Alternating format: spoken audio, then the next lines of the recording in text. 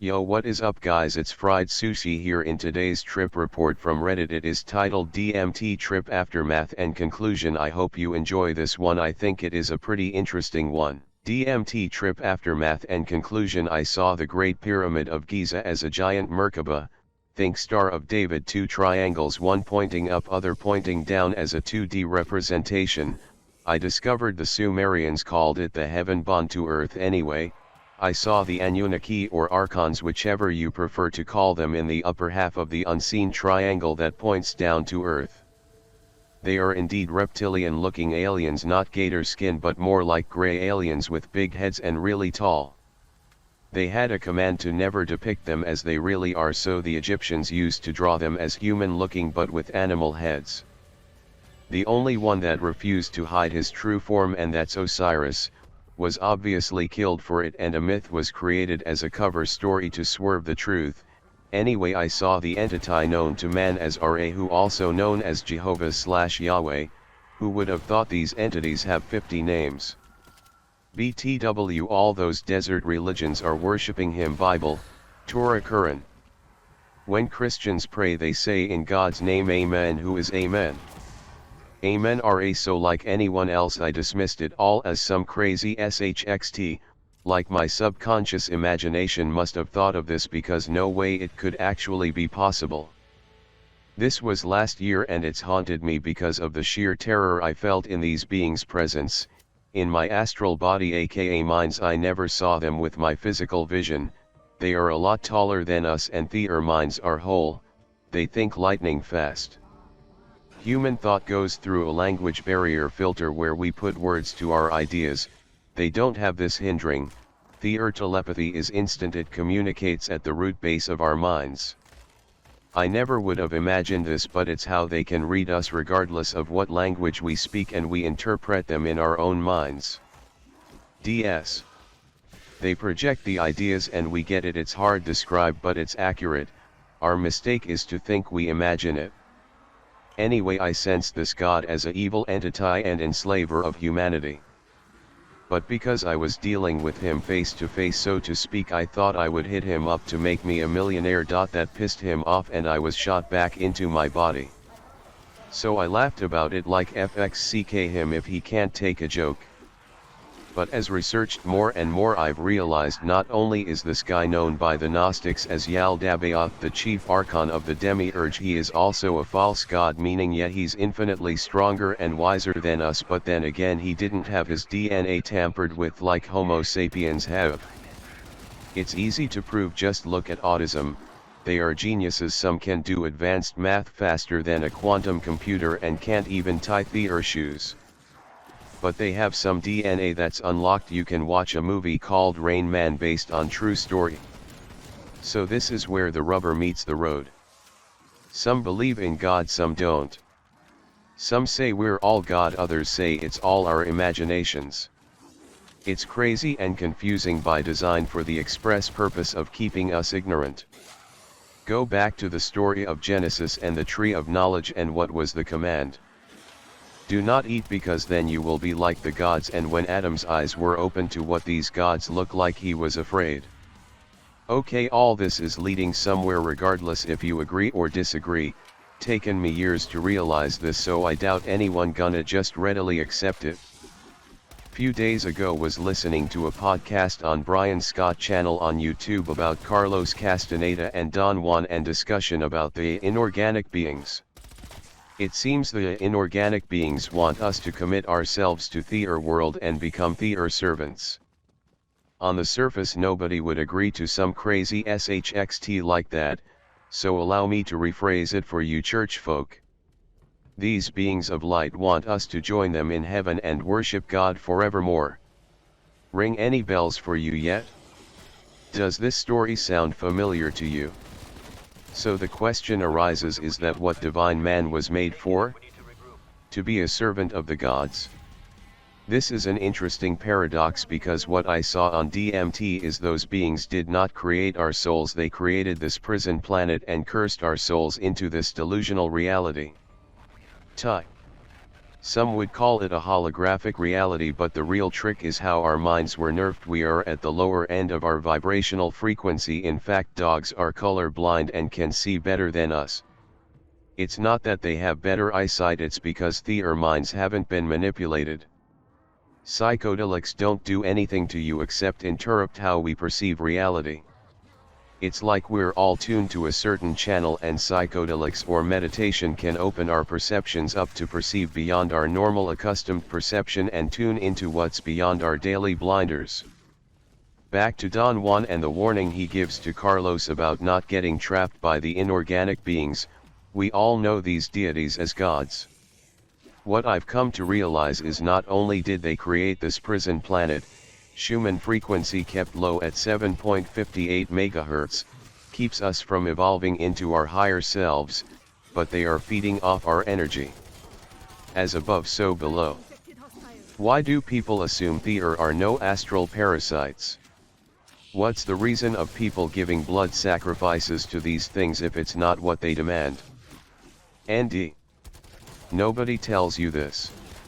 In fact, everyone is blabbing on and on about cosmic love and all is one and surrender to the universe and ego death. Like good little sheep. Ignore the slaughterhouse and enjoy the green fields, get fat and comfy, they are waiting for you when you cross over.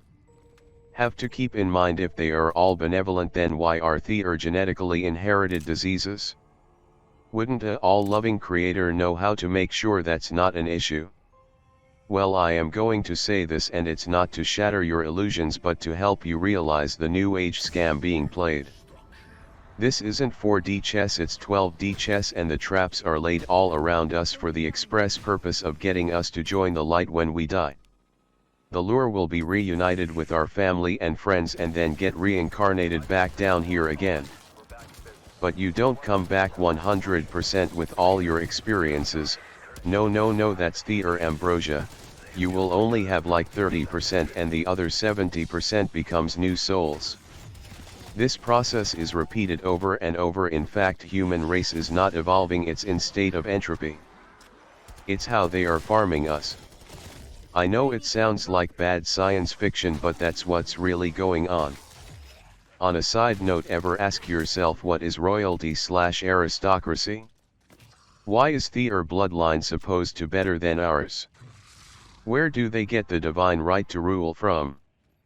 They are hybrids, aka blue bloods, you do the math. Also explains why they are all incestuous. Back to original thought. Our ancestors were way more advanced than us, and they didn't have public schools or colleges. All you have to do is just listen to classical music, then turn on the radio today and you'll hear mumble rap crap that girls shake their asses to. Even that garbage can't be made without computers and auto-tune. If ya disagree, then let's agree to disagree. So back to the gods that man was commanded to worship and serve. One question for you Bible thumpers, and this is legit. Why would God demand blood sacrifice? Old Testament full of people killing everything to please God, and in the New Testament Christ is our sacrificial lamb, but why does God require blood sacrifice? I'm asking you because we have been mass hypnotized to love our enslaver. 10 Commandments say thou shalt not kill. Then read the Old Testament and God sent Israelites to utterly destroy their enemies, killing the soldiers, their wives, their children, and their livestock. Yeah, you might agree with that shxt, unless it was your family that was butchered. So diving deeper into verification of DMT trip, I found some alien remote viewer telling a story of how there are 3 competing races trying to harvest the Earth's resources and DNA. Orions, Reptilians, Sirius, Nordics, and the Grey Aliens. I've seen the Greys, demonic Lilfskers, don't trust them. I've seen the Reptilians, shapeshifters that look at us as cattle to keep in our earth pen, and I have no clue about Nordics. I know what's said about them and I've never encountered them, so cannot give an opinion either way. I know this a long read and I'm wrapping it up now. So my conclusion is that existing Cro-Magnon man was abducted and genetically modified, limiting not only our natural perception but separating us from each other. The Tower of Babel story kinda touches on this. We didn't evolve here, we were made here by these Anunnaki/Draco/serpent beings. And we are being lied to about our divine origins, for the express purpose of being their willful slaves, aka chosen to serve in heaven. This is how the scam goes as I see it. We all go through our own hell in life, it's a bitch, then we die. The Bible thumpers have done an outstanding job of convincing everyone we're going to hell to burn forevermore because we were born. RN. Can't make this shxt up. They say everyone is born in sin and will burn unless they make a soul contract to serve in heaven. Even though we live in an abundant planet with more food than we can ever eat, people are starving all around the world, and I'm not even going to mention all the diseases we have cures for that just get thrown away because they are past shelf life. It's a shame. But don't worry, it's all part of the plan. So the way the con game goes is everyone expects to be judged and go to hell because they didn't have the right religion. The truth is, when you die you go into cosmic love space. Just watch NDE reports. Nobody wants to come back here. This is how the con game goes. You stay with them and give them your energy and they give you a sense of love. Of course the brainwashed conditioning says the alternative is eternal damnation, so this sounds like good deal. Carrot or the stick, but you happily surrender your divine sovereignty for their bliss. Forgetting all about the trauma of life on earth like it was a bad dream. So the same God/inorganic beings that rejoiced in killing millions are now your masters. I know some will want proof of my DMT trip, otherwise will assume I'm talking out my ass. Well, let's start with the dollar bill. Look on the back, you'll see a pyramid with an all-seeing eye, and in the middle of the bill says "In God We Trust." Second, look at human DNA. Human beings only have 46 chromosomes.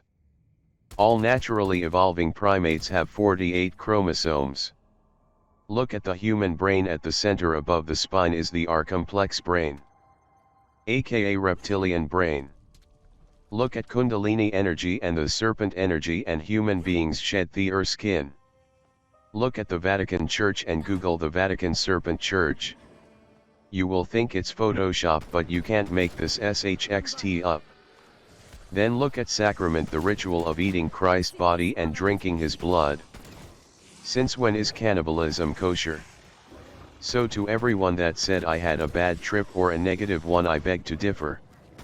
The DMT showed me so much that it's literally taken years to process, but I know nobody gonna take anyone else's word for it. So when you reach that crossroads and they want a soul contract, aka commitment to them, remember to trust your heart. It's what they can't deceive. Our minds, we have all been misled, but our hearts know right from wrong. Trust yourself and believe in your heart. So yeah, that's pretty much it for the trip report today, guys. I hope you enjoyed and thanks for watching.